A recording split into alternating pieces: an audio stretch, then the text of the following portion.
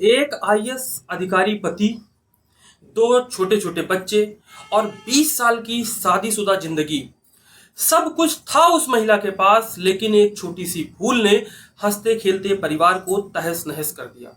उसके पति का भरोसा खो गया उस पर से, बच्चों का उसने प्यार खो दिया और आखिर में उसने अपनी जिंदगी भी गंवा दी। ये कहानी है गुजरात के एक आईएएस अधिकारी रंजीत कुमार जे और उनकी पत्नी सूर्या जे की, जो बीते शनिवार यानी कि 21 जुलाई को गांधीनगर स्थित अपने पति के घर में दाखिल होना चाहती थी, लेकिन गेट पर पहले से मौजूद सिक्योरिटी गार्ड वालों ने उन्हें घर में घुसने नहीं दिया। इसके बाद सूर्या ने वहीं घर के बाहर जहर खाकर अपनी जान दे दी। आखिर क्या थी ये पूरी कहानी? क्यों दो बच्चों की मां को अपनी जिंदगी खत्म करने के लिए मजबूर होना पड़ा?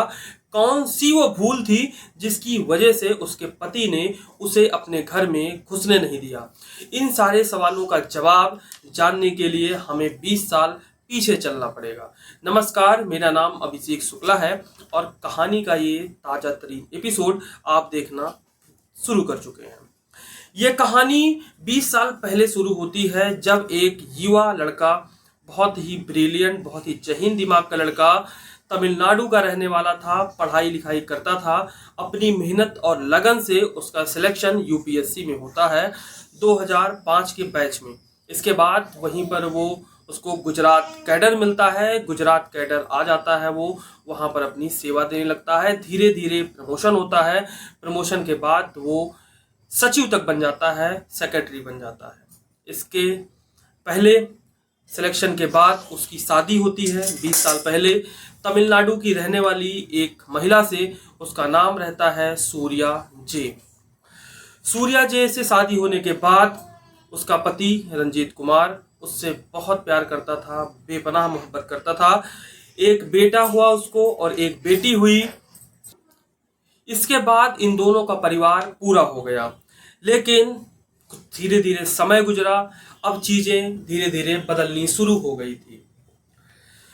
कुछ वक्त पहले सूर्या जे की जो मुलाकात है वो तमिलनाडु के ही एक कुख्यात गैंगस्टर, जिसका नाम रहता है हाई कोर्ट महाराजा, लोकल नाम से राजा के नाम से भी उसको बुलाते थे। मुलाकात होने के बाद में धीरे धीरे ये दोस्ती प्यार में बदल जाती है। एक दिन इस प्यार की भनक, इस बातचीत की भनक सूर्या जे के पति रंजीत को लगती है। रंजीत अपनी पत्नी को समझाने की बहुत कोशिश करते हैं। जब सूर्या नहीं मानती तो दोनों के बीच झगड़े शुरू हो जाते हैं। ये झगड़ा जो है वो आए गए दिन बढ़ता ही जा रहा था। इससे परेशान आ गई और अपने प्रेमी के साथ रहने के लिए वो व्याकुल थी महिला। इसके बाद वो अपने प्रेमी से मिलने के लिए तमिलनाडु चली जाती है, अपना घर बार सब कुछ छोड़कर।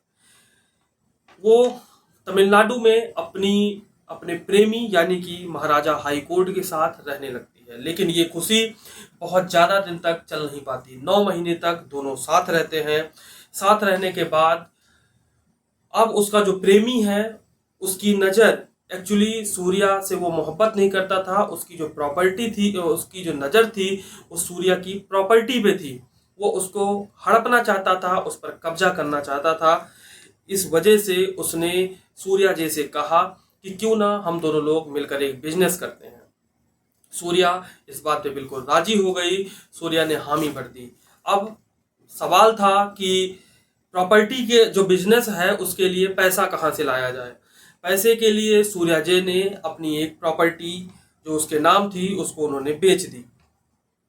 उसके बेचने से जो पैसा आया, उस पैसे से दोनों ने एक सैलून खड़ा किया और अब दोनों साथ में रहने लगे, महाराजा हाई कोर्ट और सूर्या। लेकिन चूंकि सूर्या का जो बॉयफ्रेंड था, जो प्रेमी था, वो एक गैंगस्टर था और एक मामले में अभियुक्त था। इस वजह से उसकी गिरफ्तारी के लिए पुलिस दबिश दे रही थी। इसी बीच एक दिन ऐसा होता है कि पुलिस को खबर लग जाती है कि महाराजा हाई कोर्ट एक जगह पर छुपे हुए हैं। पुलिस दबिश देती है और महाराजा हाई कोर्ट को गिरफ्तार कर लेती है। गिरफ्तार करने के बाद पता लगता है कि वो सूर्या जे के घर में रह रहा था और इस वजह से सूर्या जे का भी नाम निकलकर सामने आ जाता है। चूंकि सूर्या ने अपने घर में एक गैंगस्टर को पनाह दी थी, इसलिए पुलिस ने उसके ऊपर भी केस दर्ज कर लिया। अब सूर्या जे बिल्कुल जो है वो जाल में फंस चुकी थी। एक तरफ पुलिस का कानूनी शिकंजा और दूसरी तरफ बिजनेस में फंसाया हुआ पैसा। ऐसे में उसकी मुलाकात एक लक्ष्मी नाम की महिला से होती है। पहले जो प्रॉपर्टी बेची थी सूर्या जे ने, वो इस लक्ष्मी जे की नाम से की महिला से ही उसने बेची थी। अब लक्ष्मी एक बार फिर उसे कहती है कि अपनी प्रॉपर्टी बेच दो और जो बिजनेस में नुकसान हुआ है या जो पैसे खत्म हो गए हैं वो तुम्हारे पास कुछ पैसे आ जाएंगे, जो बिजनेस का नुकसान हुआ है वो इससे इसकी भरपाई हो जाएगी और सब कुछ बिल्कुल सही सही चलने लगेगा। दरअसल इस महिला को गैंगस्टर हाई कोर्ट महाराजा ने ही पुनः भेजा था, दूसरी बार भेजा था उस महिला के पास में कि जाकर जो बची हुई प्रॉपर्टी है उसको भी खरीद लो, बिकवा लो और बिल्कुल पूरी तरीके से उस लड़की को कंगाल कर दो, उस महिला को कंगाल कर दो। बड़ी मुश्किल से सूर्या जे बेचना नहीं चाहती थी अपनी प्रॉपर्टी, लेकिन तंग आकर किसी मजबूरी बस सूर्या जे ने बहुत ही कम दामों पर अपनी प्रॉपर्टी बेच दी। इसके बावजूद भी वो कर्जे से उबर नहीं पाई, समस्याओं से वो उबर नहीं पाई। इसके बाद में वो सोचती है कि क्यों न अब कुछ कमाया जाए, खुद कमाया जाए। इसके लिए किसी न किसी प्रोफेशनल कोर्स करने की आवश्यकता थी। इसके लिए अब तमिलनाडु छोड़ती है, वो पहुंच जाती है बेंगलोर। बेंगलोर में जाकर वो एक प्रोफेशनल कोर्स जो है करना शुरू कर देती है, लेकिन तब भी उसकी जिंदगी पटरी पर नहीं आती। अब धीरे से एक जो है वो घटना और घट जाती है। प्रॉपर्टी बेचने के बाद भी और उस कोर्स को करने के बाद में भी जब सूर्या की स्थिति नहीं सुधरी और उसको पैसे की आवश्यकता और पड़ने लगी, तो उसने फिर लक्ष्मी से कांटेक्ट किया। उसने लक्ष्मी से कहा कि उसे कुछ पैसे की ज़रूरत है। तब लक्ष्मी ने उससे कहा कि जो बची हुई प्रॉपर्टी है उसके पास, वो उसको भी बेच दे। सूर्या ने प्रॉपर्टी बेचने से साफ साफ मना कर दिया। इसके बाद एक दिन लक्ष्मी का एक बेटा किडनैप हो जाता है, जो कि जिसकी उम्र 14 साल रहती है। उस लक्ष्मी ने जो किडनैपिंग का आरोप लगाया वो सरासर सूर्या पर लगा दिया कि सूर्या ने हमसे पैसा मांगा था, हमने पैसा देने से मना कर दिया, इसलिए उसने अपने हमारे बेटे का किडनैप कर लिया है और जो रैंसम यानी कि अपहरण की जो राशि थी वो उसने 2 करोड़ रुपए मांगी। इस केस में किसी तरीके से सूर्या अब फंस चुकी थी, लेकिन किसी तरीके से लक्ष्मी का बेटा मिल गया था। अब सुनने में तो ये भी आता है, मीडिया रिपोर्ट के हिसाब से ये भी सुनने में मिला कि ये जो अपहरण या किडनैपिंग हुई थी ये भी महाराजा उसके प्रेमी सूर्या जे के प्रेमी महाराजा ने ही करवाई थी। अब सूर्या जे इतनी बुरी तरीके से फंस गई थी, उसके ऊपर किडनैपिंग का चार्ज, एक गैंगस्टर को पनाह देने का चार्ज, मतलब बहुत बुरी तरीके से फंस गई थी। उसके पास में पैसे भी नहीं थे, ना ही उसे अब प्यार करने वाला कोई था। जिस प्रेमी से के लिए वो सब कुछ छोड़ के आई, एक आईएएस हस्बैंड को छोड़ के आई थी, जहां वो अपनी राजशाही जिंदगी बिता रही थी, उस जिंदगी को छोड़ के आई थी। अब उसके पास में न प्यार था और न पनाह देने के लिए कोई अपना था। इस मुश्किल वक्त में अब उसे अपने पति की याद आती है, अपने बच्चों की याद आती है और वो सब कुछ भूलकर गुजरात जाने के लिए फैसला कर लेती है। 21 जुलाई 2024 का दिन आता है, दिन शनिवार रहता है। सुबह 8 से 8:30 9 बजे के बीच सूर्या जे अपने गुजरात के गांधीनगर स्थित आईएएस पति के घर पर पहुंचती है और इस समय हालांकि आपको ये बताते चलें कि जब 9 महीने पहले सूर्या जे अपने पति का घर छोड़कर तमिलनाडु चली गई थी, तब उसके पति जो कि आईएएस रहते हैं रंजीत जे जी, वो तलाक की अर्जी डाल चुके थे, यानी कि तलाक का जो मामला था वो कोर्ट में विचाराधीन था। सूर्या गुजरात में घर के सामने आईएएस अधिकारी यानी कि अपने पति के घर के सामने खड़े होने के बाद वो अंदर जाने की कोशिश करती है, लेकिन गार्ड उसे एंट्री नहीं देते हैं क्योंकि साहब ने यानी कि रंजीत सर ने अंदर जाने से मना कर दिया था। अपनी जिंदगी से हताश हो चुकी सूर्या इसके बाद अपने पति के घर के बाहर ही जहर खा लेती है। उसे गंभीर स्थिति में हॉस्पिटल में एडमिट कराया जाता है। एम्बुलेंस को कॉल किया जाता है, अस्पताल पहुंचती है।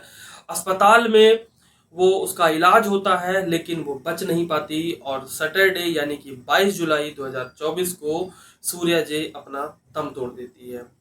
इस मामले में उसके पति यानी कि रंजीत सर ने कोई भी जो है वो शिकायत नहीं दर्ज कराई है। उसकी जो डेड बॉडी है उसको उनके हस्बैंड ने लेने से मना कर दिया। माँ बाप से जब सवाल पूछा गया तो उन्होंने कहा कि बस हमारे परिवार का एक सदस्य चला गया है, लेकिन हमें कोई भी कंप्लेन किसी के भी खिलाफ नहीं करनी। जब तलाशी ली गई सूर्या जे की तो सूर्या जे ने तलाशी के पहले ही मरने के पहले ही एक सुसाइड नोट लिख रखा था और वो जो नोट था, वो जो चिट्ठी थी, वो तमिलनाडु के मुख्यमंत्री M.K. स्टालिन के नाम लिखी हुई थी। अपनी चिट्ठी में सूर्या जे ने लिखा था कि किडनैपिंग के जिस मामले में मुझे फंसाया गया है वो किडनैपिंग मेरे दोस्त और गैंगस्टर हाई कोर्ट महाराजा ने ही कराई थी। मुझे साजिश के तहत कर्ज के जाल में फंसाया गया। मैं जब हाई कोर्ट महाराजा से मिली तो मुझे मालूम नहीं था कि वो एक क्रिमिनल है।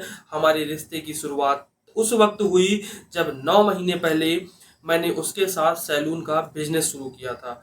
सूर्या के पति रंजीत कुमार साहब इस समय गुजरात कैडर में अपनी सेवा दे रहे हैं, एक IAS अधिकारी हैं। तो इस तरीके से सब कुछ होते हुए भी एक महिला जिसके पास में एक हस्बैंड जिसका IAS है, तो बच्चे, एक खुशहाल जिंदगी, किसी भी चीज की कमी नहीं थी, लेकिन एक भूल, एक गलती की वजह से उसने अपना सब कुछ गंवा दिया। दोस्तों, इस कहानी को सुनाने का मकसद हमारा सिर्फ इतना ही है कि आप सुरक्षित रहें, सतर्क रहें।